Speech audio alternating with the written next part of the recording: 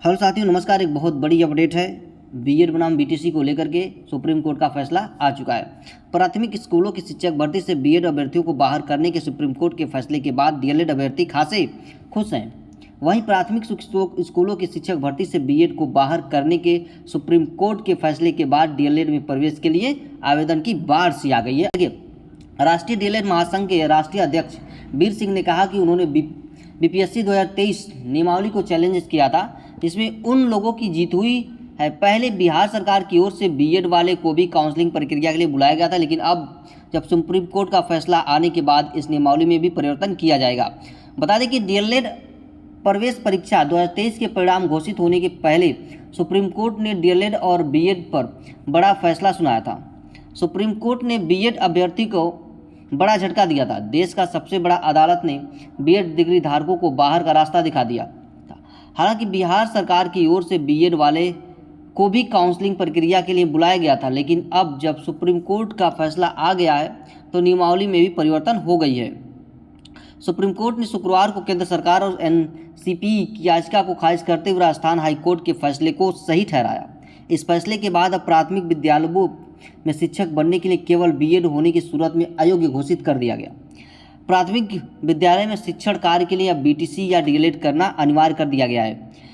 इस बार बिहार के 67 जिला एवं प्रशिक्षण संस्थान डायट व सीटीई की 10,600 और 2,974 निजी कॉलेजों की 2,22,750 कुल 2,33,350 सीटों पर प्रवेश होना है। उम्मीद जताई जा रही है कि सीटें भर जाएंगी। 2018 में राष्ट्रीय अध्यापक शिक्षा परिषद की ओर से बीएड को प्राथमिक विद्यालयों की शिक्षक भर्ती में मान्य करने के बाद से डीएलएड का क्रेज घट गया था।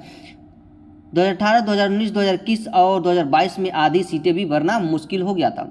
क्या नोटिफिकेशन है, मैं आपको वो भी पढ़ के सुना देता हूँ। वर्तमान याचिकाकर्ता द्वारा अधिकार की धारा 23(1) के तहत दिए गए केंद्र सरकार के निर्देश के संदर्भ में राष्ट्रीय अध्यापक शिक्षा परिषद, इसके बाद एनसीटी द्वारा जारी दिनांक 28/6/2023 की अधिसूचना को अमान्य करने की मांग करते हुए दायर की गई है। बच्चों को मुफ्त अनिवार्य शिक्षा अधिनियम 2009, इस अधिसूचना में 23 अगस्त 2010 की पिछली अधिसूचना में कुछ संशोधन पेश किए गए, जिसमें प्राथमिक और उच्च माध्यमिक प्राथमिक दोनों स्तरों पर शिक्षकों के लिए आवश्यक योग्यता निर्धारित की गई। संशोधन अधिसूचना का सार यह था कि बीएड धारक अभ्यर्थी डिग्रीधारी कुछ अन्य आवश्यकताओं को पूरा करने के अधीन प्राथमिक विद्यालय के शिक्षकों के रूप में नियुक्त होने के हकदार होंगे।